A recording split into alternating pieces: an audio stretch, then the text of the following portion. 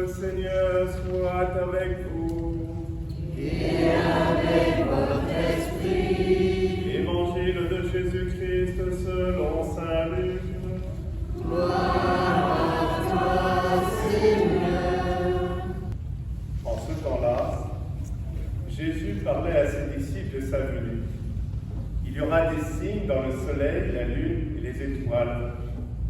Sur terre, les nations seront affolées, désemparées, par le fracas de la mer et des flots. Les hommes mourront de peur dans l'attente de ce qui doit arriver au monde, car les puissances des cieux seront ébranlées. Alors, on verra le Fils de l'homme venir dans une nuée avec puissance et grande gloire. Quand ces événements commenceront, redressez-vous et relevez la tête, car votre rédemption approche. Tenez-vous sur vos gardes, de crainte que vos cœurs ne s'alourdissent dans des beuveries, l'ivresse et les soucis de la vie, et que ce jour-là ne tombe sur vous à l'improviste, comme un filet.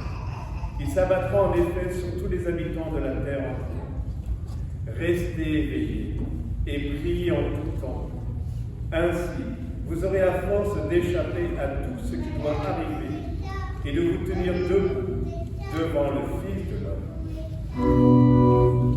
Alléluia, Alléluia, Alléluia. Fais-nous voir, Seigneur, ton amour et donne-nous ton salut. C'est la proclamation de l'entière de l'Évangile. Alors je vais inviter tous les enfants avec les parents habillés dans leur costume à me rejoindre là sur l'autel. Voilà, fais-nous voir, Seigneur. Et le Seigneur nous montre, voilà, ces signes de l'espérance, ces signes de cette foi qui a tant de choses encore à nous dire, ces signes de l'amour de notre Dieu. Voilà, ces enfants qui ont pris le temps ce matin de venir très tôt, se lever le dimanche pour venir entendre l'histoire de Jésus raconté aussi par leurs parents, par leur catéchisme, de se vêtir aussi comme au temps de Jésus, pour nous rappeler que nous sommes tous des princes et des princesses. Ce sont effectivement les bergers qui sont venus les premiers, des pauvres, mais qui se sont laissés habiller de la richesse, de l'amour de Dieu. Oui, fais-nous voir, Seigneur, ton amour, et donne-nous ton salut.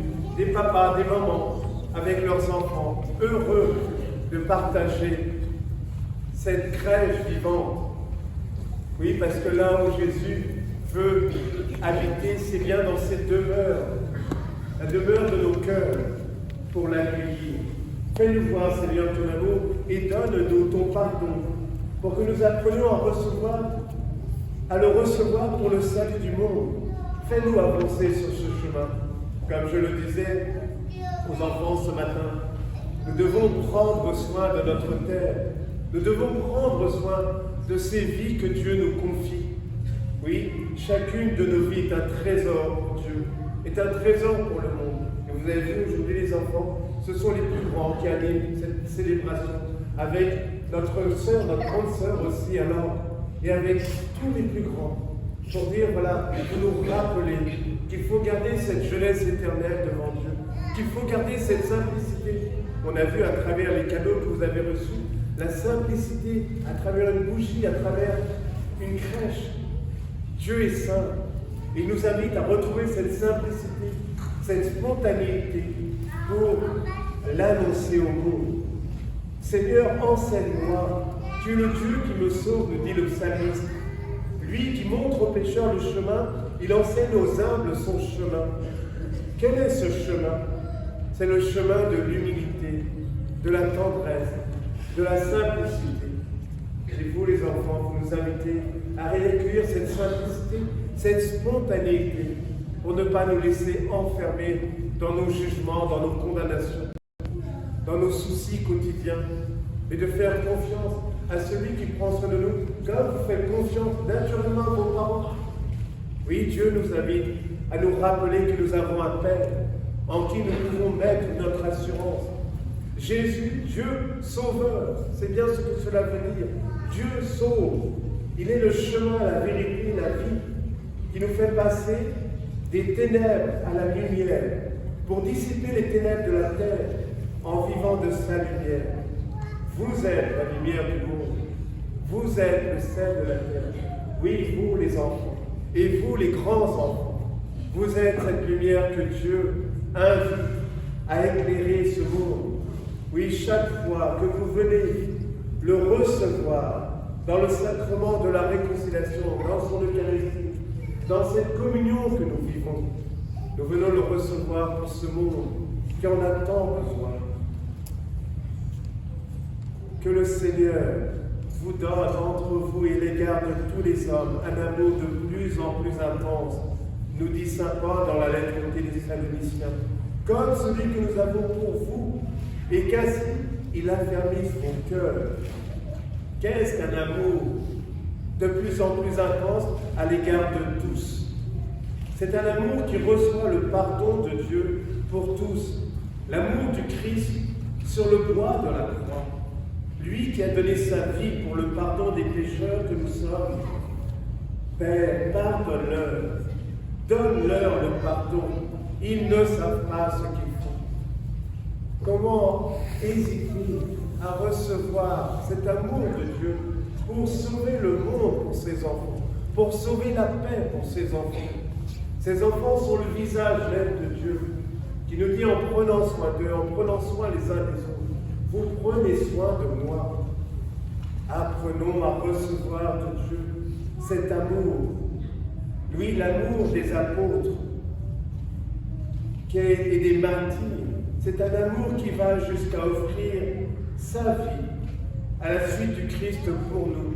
Et le Christ nous invite, comme vous, parents, comme vous, membres de notre communauté, à donner vos vies pour vos enfants, pour ces enfants de notre communauté, à prendre du temps justement pour les grands.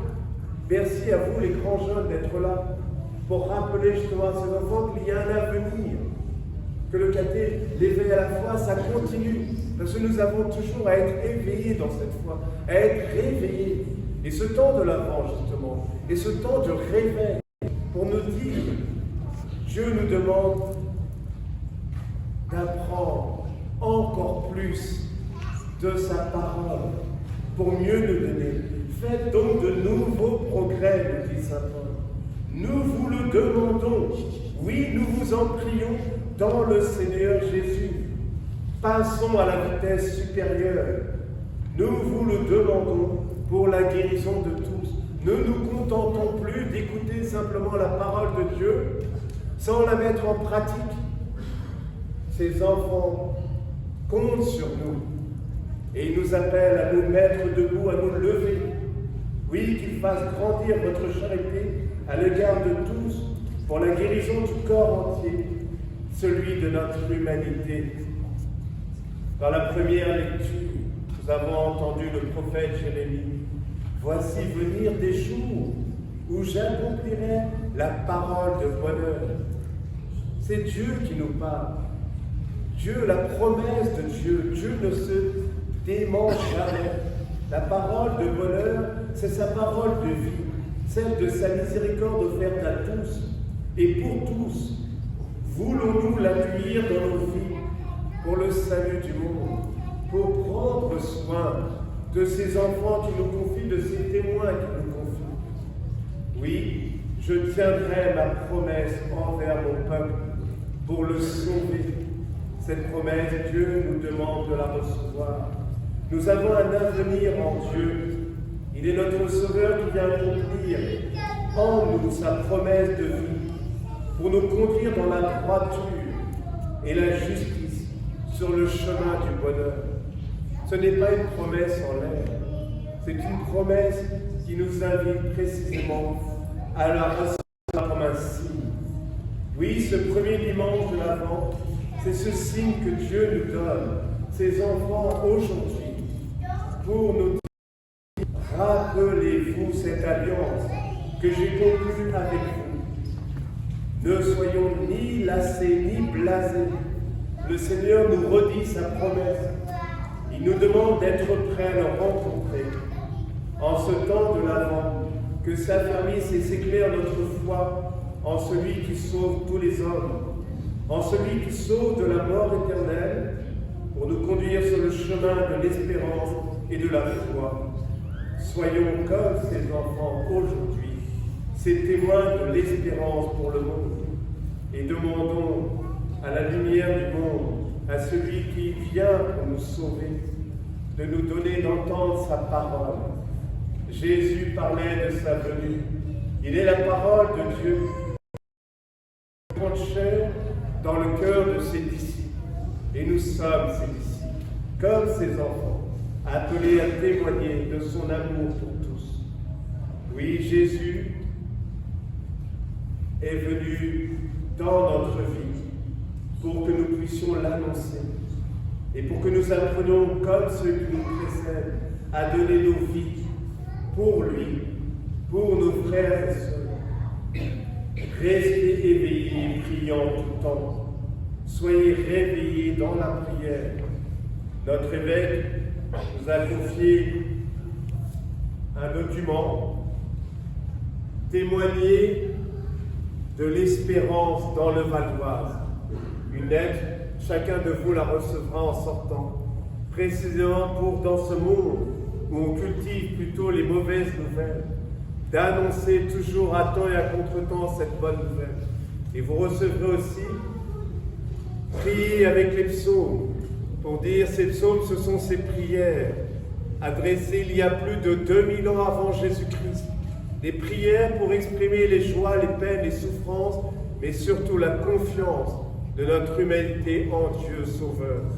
Alors, rendons grâce pour vous les enfants, d'être là pour nous aider à grandir et faire grandir notre communauté. Rendons grâce pour votre présence à vous les grands jeunes et rendons grâce pour votre présence à tous pour continuer de prendre soin de cette vie que Dieu nous confie. Amen.